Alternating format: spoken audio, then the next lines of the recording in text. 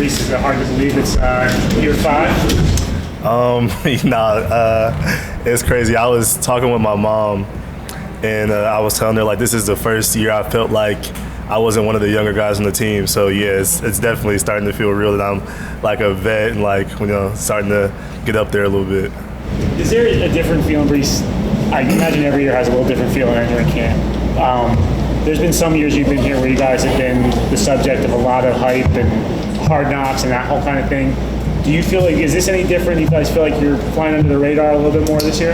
Yeah, but I kind of would rather have it that way to a certain extent. I feel like this is a year of like us having a complete offense, and not just with star power, but with the team-wise and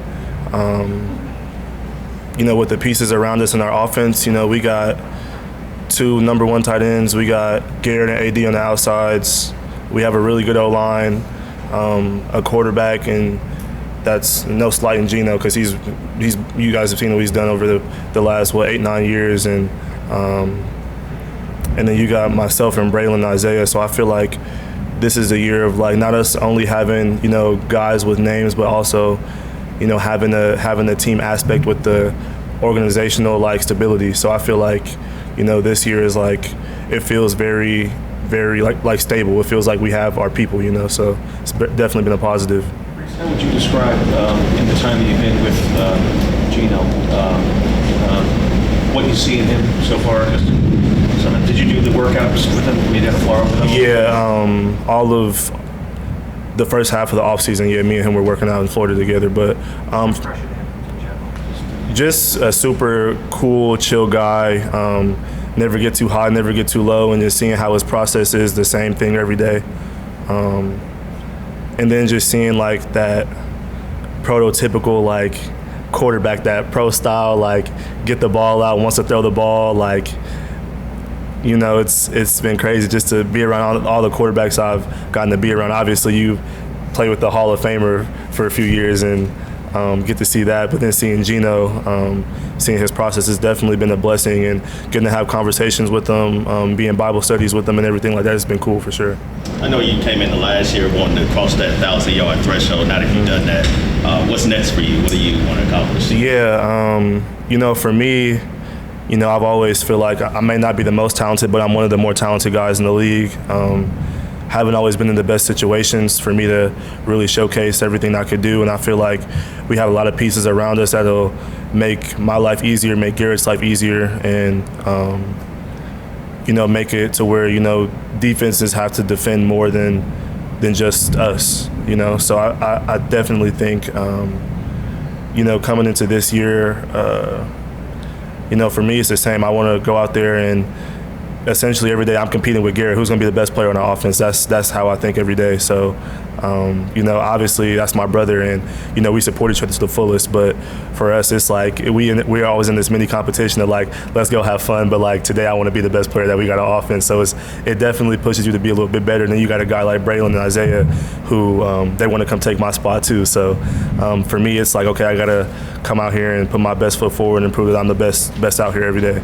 How would you describe like AG's energy this offseason? Like, have you seen any difference in him now that he's someone who's gone through his first year as a head coach and now he's going into year 2? Yeah, I think honestly, I think everybody that comes to New York, even though he's played here before, it's like you bite off a little more than what you could chew at first. You know what I mean? Like, you don't realize it. And I think like him being the first year, he dealt with the highs of the highs and the lows of the lows. And I just think like, he knows what to expect. He knows what he wants. He knows what he wants to see out of the organization, out of the players, out of the coaches. So I just think it's very to the point and, very direct. So I think, it's very good for us to see that, like, okay, this is a standard. This is what we got to do. This is how we want to police the locker room, the weight room, practices, everything like that. So it's definitely been a little bit better for us. I know you hadn't got out there and passed yet, but just from looking at it, what excites you about this offense with Frank Wright? Explosive plays, A.D. Mitchell, Kenyon Sadiq, and Mason Taylor, and Braylon Allen. Like, those are the 4, like, if we get those guys rolling, I think that our offense is going to be really good. Have you Talk to Jonathan Taylor at all about? Yeah, that's my boy for sure. Yeah. So what did he tell you about? He played for Frank and Indy. What did he tell you about? Yeah, he was just telling me like, the way Frank calls plays and the way his run game is like he feels like he makes the players like, obviously you have to think to execute, but he lets the players play off reaction and make the plays their own, make the offense their own. So I feel like he said it was very easy to play behind Frank. Frank's a very chill and cool dude, but he definitely wants you to execute and do what he's telling you to do. But yeah, he just essentially said he's very easy to play for. He makes you play harder for him because of how good of a person he is, how good of a coach he is, how he's a player's coach, and how he rides for his guys. So that's essentially what it was. I think Garrett described it as like he's never had a coach who like empowered the players on offense right. more. Like, do you feel that too? Yeah, for sure. He's like, guy. He kind of just from the first day he kind of told us like, guys, like this is what it says on paper, but it's not always going to be the coverage you expect. It's not always going to be the technique you expect. So at the end of the day, like, yeah, we want to get it done this way, but you guys have to react and make the plays yourself. Make the offense become your own. So we're all on the same page. And once he said that, I think it let us all, be a little bit comfortable of knowing that, we don't have to be in a box. We still want to be around the perimeters of our offense, but we can make it our own and kind of do a little bit of our own thing a little bit. You mentioned being stable, like you feel it's stable. Yeah. How welcoming is that? Because there has been so many, obviously, ups and downs and everything. Yeah, I just feel like in the past, we've had a lot of, craziness and turmoil and stuff, a lot of switch over, turnover, and I feel like now with the guys we brought in and the people we have, coaches we have, with the change of the staff and upstairs and through our coaching staff, I just feel like it's a lot more organizational stability, which helps the players because I feel like, the players are only going to be as good as the organization is. You can't have good players and not have a stable organization and still have a good team. So I feel like now, AG's done a great job, Woody's done a great job, Mooj has done a great job of getting the right people in place, and I feel like that's a very big positive for us because it's going to seep down into us players and help us as well. Breece, how about just in terms of your own stability? I mean, it's almost out of force of habit that I want to ask you if you have a long-term future here. Yeah. What does it mean to be coming into this camp with your contract basically? Yeah. Trying to figure out how I want to answer this. Obviously, I'm blessed and very happy to still be here, and I'm only 25, so I'm still very young. For me, I feel like, like I said, I love my deal, but I also feel like my deal is partially to for me, it makes me more hungry to keep proving that I am who I say I am, and I feel like it's making me want to do more than what I've done in the past. Obviously, like I said, I feel like I have all the talent and the capabilities to do certain things in this league, but I haven't always been in the position. I feel like we're finally getting ourselves in position for me and Garrett to really, flourish and spread our wings so we could do what we know we can do. What are your feelings and emotions about your cousin Roger Craig going into the Hall of Fame in a couple weeks? Obviously he deserves it. He's one of the best to ever play, one of the best 3-down backs, one of the best receiving backs, 1,000, like it speaks for itself. So, I feel like he's waited long enough, and I feel like, he hasn't always got his flowers, but I think it's coming very soon. It should have already happened, but, I grew up watching them, grew up idolizing them, so I feel like, for me, it's a no-brainer. Just how excited are you just to get everything started after a long off season? Pretty pumped, get things going, get back to playing football, especially it being, the official start of the season. That's how I think about it, but yeah, it's pretty good.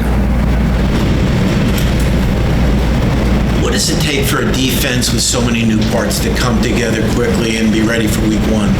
Just consistent work, working together, communicating as well. I think, getting to talk about what we see out there and have the other guys in the other rooms, kind of chime in and we all just talk about it. I think communication is the biggest key. What do you want to get out of this next month plus throughout training camp? Just getting back to honing on fundamentals and technique.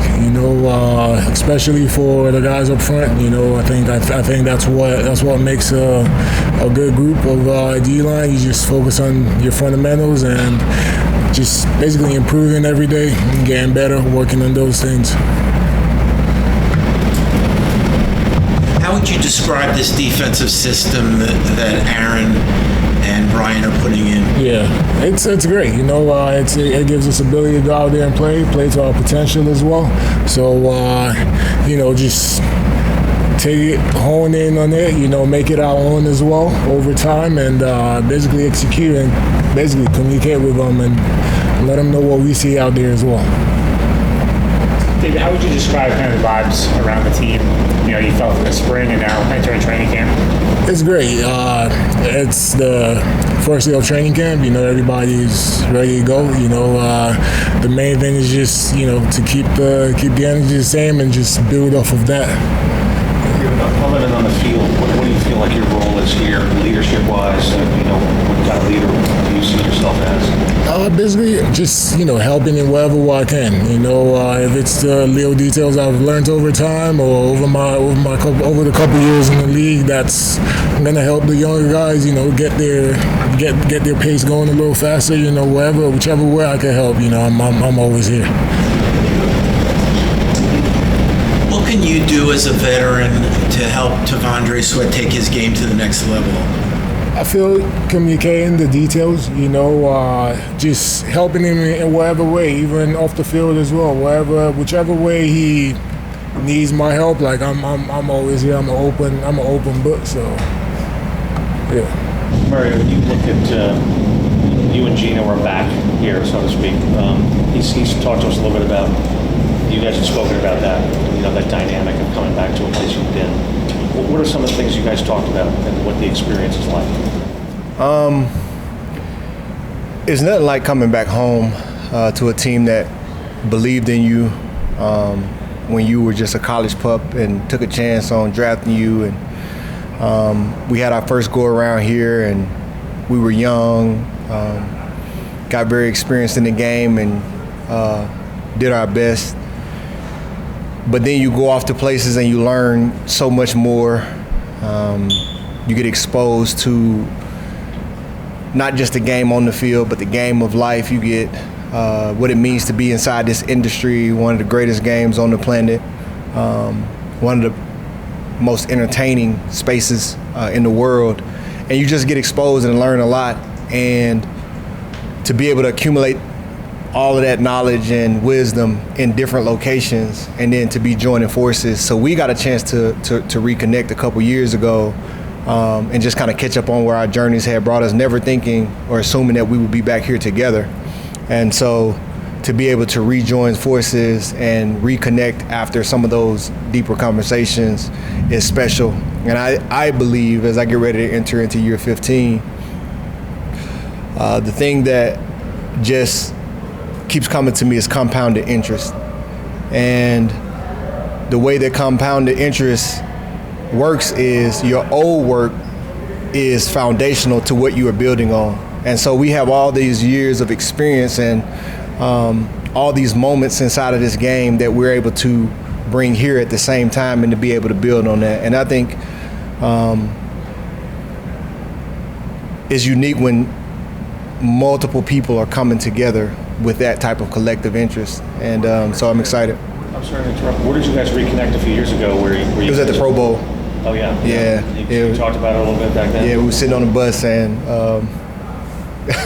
we got a chance to talk. We had a little bit of a ride, and we were able to chop it up for the whole ride there and back, and just kind of reconnect on old stories, our journey, and where life was kind of taking us, never knowing that we'd be back here. I'm sure you've had a lot of people ask you what you feel like you have left. What do you feel like Gino has got in the tank in year 14 from what you've seen that he's done? Oh, he's a quarterback. Quarterback play this game forever. So if I got a lot left, then he got sure much more time than me. And so, I think he's just proven, number one, that he's a special talent to be able to be a starting quarterback in multiple places and have that tenure over a decade inside this game. Many quarterbacks are able to extend their career, but a lot of times that's from backup positions or veteran roles. And to be trusted enough to be the starting quarterback, named that. That speaks to who he is as a player. I think he has a phenomenal arm talent, and that, I mean, you watch the OTAs and the throws, that's not going anywhere. If anything, it's gotten more sharp. He has just a ton of control on the football, and I think what he brings here this time is just a level of wisdom and humility and focus. Not that he didn't have that before, but it just jumps out at you. The confidence that he has in himself, the groundedness, the peace, and that's what you want. And somebody that's going to be leading your team. You know who he is as a player, but when they have that level of inner control, it just speaks a lot to his leadership, and you have to go through a certain amount of life to get that. It's not just, you can't buy it. Sorry, Gino spoke about some of the stuff that happened in the offseason, and he didn't want it to be a distraction, and he said he mentioned it to some of the veterans. I'm assuming you had a conversation with him about that, and what was that like? Well, we have a tight brotherhood in his locker room, and it happened very quickly. We set the precedence for that in OTAs, and we have a men's fellowship group where guys able to come in and be vulnerable and talk about whatever it is they got going on. We have a very tight-knit brotherhood on this team, and so that's anybody. Nobody's operating in a silo on this team, and you need that. I think we're living in a time where people need spaces where they can have people they know they can trust that's going to cover them and protect them the right way, and so we have that on that team, and so he has that. Mario, what's it been like for you seeing AG in the head coach's chair? Obviously, you have past experience with him, but these last few months, this is your first time he's been your head coach. Even if he wasn't the head coach, I would follow him in the battle anytime, just because of the character he has and the type of person that he is. And I believe leadership isn't based on title, it's based on relationship. And he's a phenomenal leader. I'm not shocked that he's doing a tremendous job as a head coach in setting the culture and setting the direction for this team. I think you have 90 men in that locker room who will run through a wall for him. He has a keen vision on what's expected and what the standard is. He's laid that out, and just looking forward to putting the work in to follow his lead. Mario, it's not really uncommon around the league for guys to come back to the team where they were. It happens a couple times a year. What's a little rare is that it actually works out for both sides. It did with you with your second time with the Jets. Do you have any tips or advice for people trying to do that? Either it's Gino or somebody else with another team. Ask that question a little bit again. Let me understand what you're asking. So I'm saying guys who come back to a team for a second time. It's a weird dynamic. Sometimes they're older. Do you have any tips for how it can work out? Because it doesn't always work out well for either the team or the player. No, I'm just a big believer on you're always exactly where you're supposed to be. Don't try to be above your situation. Don't hang your head and operate below. Don't always look for the exit when you're going through hard times. Be right where your feet are. And if you can do that, if you can lock in on where you're supposed to be, and believe in that, it's gonna turn out in your favor, because that's where you're supposed to be. And we all go through different seasons of life. Some are to grow us, some are to sharpen us, some are to toughen us, some are to prepare us. And if you embrace those seasons, I prayed that whatever my next step was at the end of last season, that it would be exactly what I was supposed to be. And I couldn't ask for a better situation. And I'm grateful to be here. And I think if I was talking to anybody, I would express them to do the same thing. Can you describe that moment, coming back for 15th training camp and your third one here, just returning for a football season? Yeah, I think it goes back to what I said earlier. In the offseason, the OTAs, I kind of got a chance to embrace coming back to a place where I started, and just the surrealness of that, coming back to a place that I was familiar with, yet it was so different, and coming back. And that is kind of settled, and now as I kind of get ready to enter into my 15th season and my first season back, it's what do I want this season to look like for me, for the team collectively, and how do we take that step that we need to take? What's the mission? What's the step? And I think getting a chance to meet with AG has a phenomenal vision of where this team has to go and what it has to do to get there. It was a tremendous offseason in terms of bringing in all the personnel and us getting a chance to begin to form that brotherhood, and now we get a chance to do it over training camp. And the word is just work. Now it's just all work. There's nothing it's 32 teams that are trying to get out of the blocks as fast as possible. And, there are no scoreboard wins and losses on these days, but there are wins and losses in how well you win the day or lose the day. And that all is about the efficiency of the work. And, so this next month or so, it's all about the work. And I'm excited to get going. It feels like I'm just as excited today as I was my rookie year. And so ready to roll. Last one here. Demario, what are your expectations for this team as camp kicks off? Yeah, I know exactly what our goals are. I know exactly what the vision is. And that's not necessarily to be shared right now, but the work that has to be done to get there. We have a ton of work to do to get where our vision is, where our goals are. And so all I would ask is that you guys measure us based on our work. Where were we? And then where are we when you see us? And just know that the difference is the work.